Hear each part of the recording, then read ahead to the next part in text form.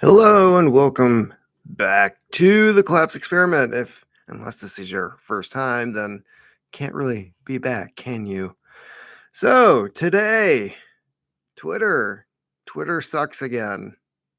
Not not literally, but it's getting pretty close considering some of the latest news that we've had today. There's a new CEO, and her past is very, very questionable. I said her past. So, yeah, it's not Elon anymore, which leaves me and a lot of other people with some concern. Are Twitter's days of encouraging free speech and independent thought numbered? Or is Musk just days after unveiling that Tucker is joining playing 4D chess? I don't think so. I think we have an election coming up, and for some reason, it looks like there's some deep cabal state organization forum thing that is cleaning house of free speech. If you hadn't noticed, Tucker's gone. There's a lot of other people that are gone. Elon is now gone. What do we have left? Just hours after Elon Musk announced that he had picked a new female Twitter CEO candidate, the Wall Street Journal revealed the identity of the person and talks to become the next CEO of the world's most important. Is it? Is it the most important? I no. It's definitely not Facebook. I think there really isn't a most important form of social network out there. I think they all kind of suck in their own way, and everybody just has to pick the one that's the least crappiest for them. The world's most important social network. It is Linda Yaccarino. Yaccarino.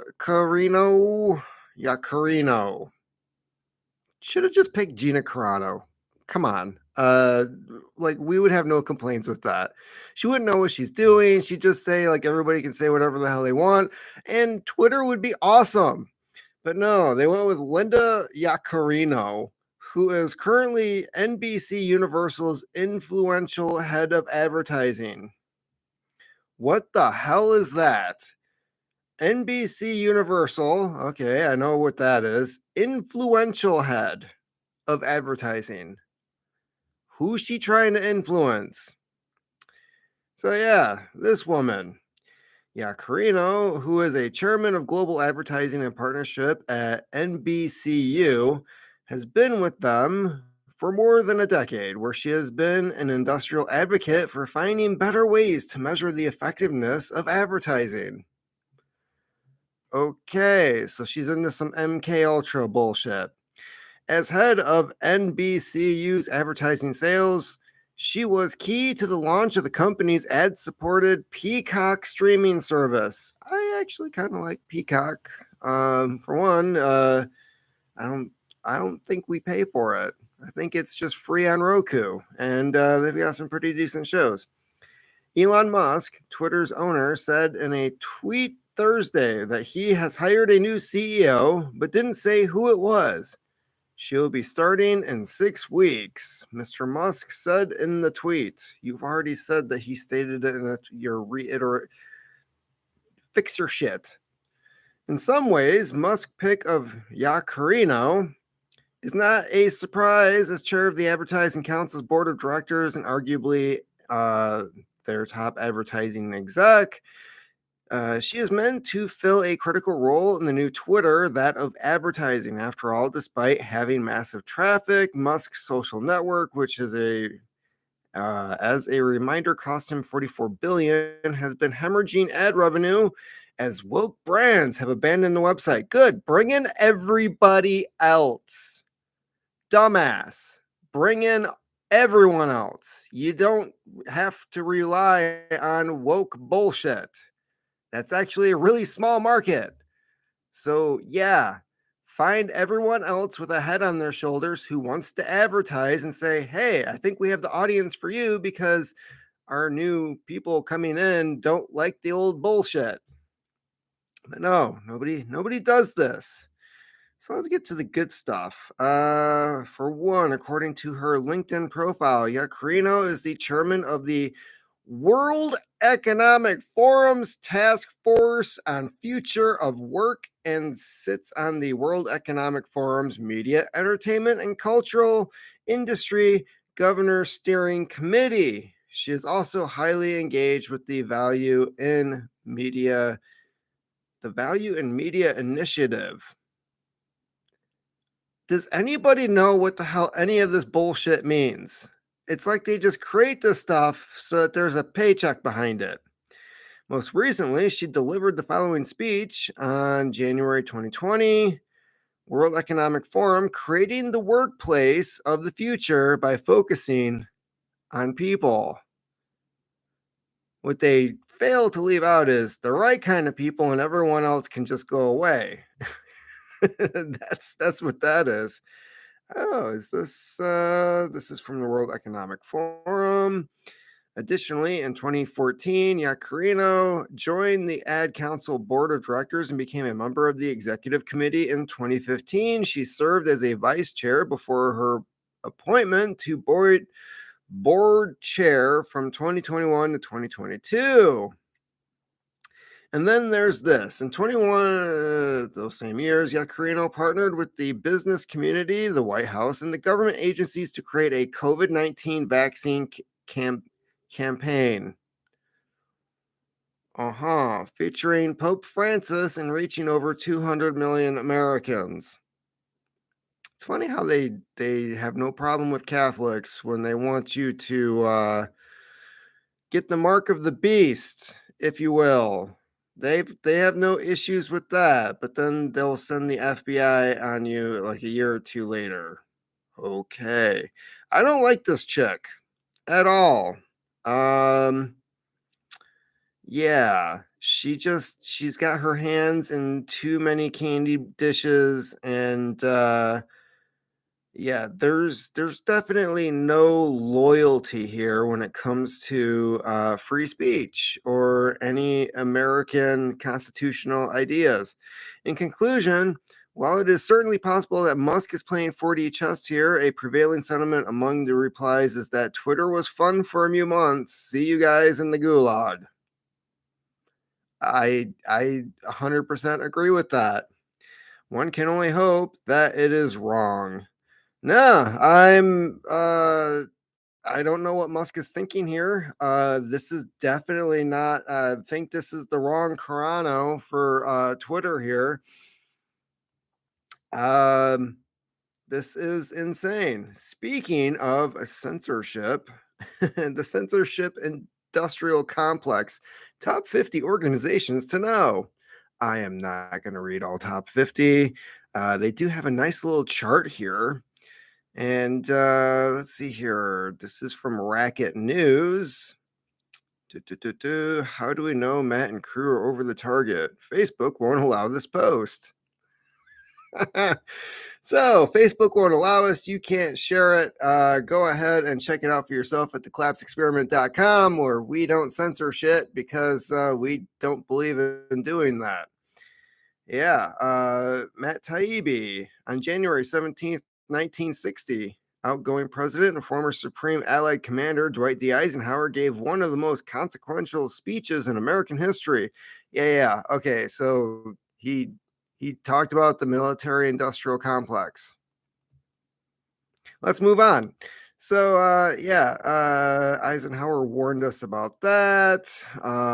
While the civilian population only in recent years began haggling over deplatforming incidents involving figures such as Alex Jones, Milo Yiannopoulos, government agencies have already long been advancing a new theory of international conflict in which the informational landscape is more importantly understood as a battlefield than a forum or exchanging ideas. And this is why we can't have nice things. In this view, spammy ads, junk news, and sharing of work from disinformation agents like Jones aren't inevitable features of a free internet, but sorties in a new form of conflict called hybrid warfare.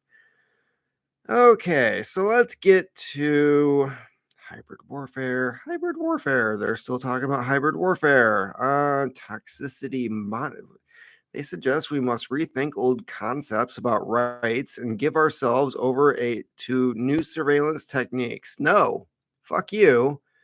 Shove it right up your ass. We're not going to rethink old concepts of our freedoms. You're going to take your bullshit and go away. Toxicity monitoring. If you don't like it, you don't have to see it. What? You can make decisions on your own? Oh my God. Replace the musty old free press with editors claiming a nose for news with an update model that uses automated assignment tools like newsworthy claim extraction. Again, they're coming up with new terms of bullshit. And submit to frank thought policing mechanisms like the redirect method, which sends ads at online browsers of dangerous content, pushing them towards constructive alternative messages. We don't like that you're looking at this video on YouTube, so we're going to suggest everything else instead.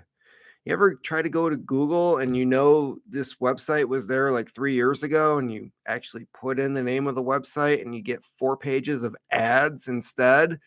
And then eventually you might find it, but then you have to use some other form of browser like Brave, where you put in the exact same information. Lo and behold, your freaking website just popped up, and you can go back to looking at the weird, goofy conspiracy theory shit that you were looking at 3 years ago. That's what they're doing. They don't want you to go to the things that you're actually looking for because somehow they know better. Anti disinformation groups talk endlessly about building resilience to disinformation, bullshit term after bullshit term, which in practice means making sure the public hears approved narratives. Approved. These are the ones that are acceptable. Like 9/11 or the Boston bombing. There's approved narratives, and you don't talk about the other shit. Yeah. Let's see here. Which in practice means making sure the public hears approved narratives so often that anything else seems frightening or repellent. Yeah, I know those people. And audiences are trained to question not only the need for checks and balances, but competition. Competition is increasingly frowned upon, not just in the marketplace of ideas, an idea itself more and more often described as outdated, but in the traditional capitalist sense. In the Twitter files, we repeatedly find documents like this unsigned sphere of influence review circulated by the Carnegie Endowment that wonders aloud if tech companies really need to be competing to get it right. So they just want all the tech companies to be under the same umbrella so that they can promote the same messages. That's not cool, dude. Yeah, the top 50 list is intended as a resource for reporters and researchers beginning their journey towards learning the scale and ambition of the censorship industrial complex. Written like a magazine feature, it tries to answer a few basic questions about funding, organization type, history, and especially methodology. Many anti disinformation groups adhere to the same formulaic approach to research, often using the same hate mapping, guilt by association analysts to identify wrong thinkers and suppressive persons. There is even a tendency to use what one Twitter file source described as the same hairball graphs. Hairball graphs. Okay. So yeah, let's see here. This is from Brownie to you. There's a couple links. Okay, verbiage. Gibberish verbiage. The most accessible inoculation technique is Pre-bunking, the process of debunking lies, tactics, or sources before they strike. The Twitter files. Building vaccine demand. Oh, yes. What we know about funding. Okay, so yeah, there's all of these different companies out there. They're all engaged in the same practices in slightly different ways, but they all have basically the same goal, which is to mess with your head. That's amazing. So yeah, the censorship industrial complex. Might as well throw Twitter on there. Oh, Twitter is on there. Big tech. I believe that is NGOs. What else do we have on here? Foundations, government, government. Okay. For profit, academic initiatives, think tanks. Can we just get rid of the think tanks already? Like, do these people really contribute anything to anyone? And fact checkers, get rid of those fuckers too, because all they do is get shit wrong all the time, everywhere. Whenever they pop up, they're wrong. If your post is fact checked and they're like, hey, actually, this is not true, that is a badge of authenticity that what you said is 100% accurate and they don't want other people to know it. That's what that means. So, yeah. Um, that's just my little tidbit on what fact checking is and how it works. It means you're right over the target and they don't want anybody else looking at it. So, yeah. And that is about it for today. A new Twitter CEO who's going to absolutely destroy the website. I don't know what Elon Musk is thinking, but perhaps there's like some Epstein tape out there with him on it. And they finally pulled that bad boy out and said, hey, look, either you fall in line or this gets released. And he's like, oh no, I haven't gotten to Mars yet. What am I going to do? And then he hires this chick. And then there's the censorship industrial complex, which is all well and good out there. Depending on what I put on the title of my videos, it can make a difference between whether 30 people see it or 6, which is what happened the other day. I check on it a few hours later. I don't have those usual 10 viewers anymore. Oh no, it is quite low. Things drastically dropped when I mentioned 2 certain groups in the title, which tells me that YouTube probably didn't notify anybody or bother to put it in the feed for anybody who's subscribed to this channel. If you're worried about that kind of thing happening, you can also subscribe over on Spotify for the podcast format of this show, or you can go over to the collapseexperiment.com to find these articles for yourself. If my commentary is ever wrong or inaccurate, feel free to share a note, send a message. Let me know what you think. So, anyways, that's about it for today. Thank God it's Friday. And yeah, keep on typing.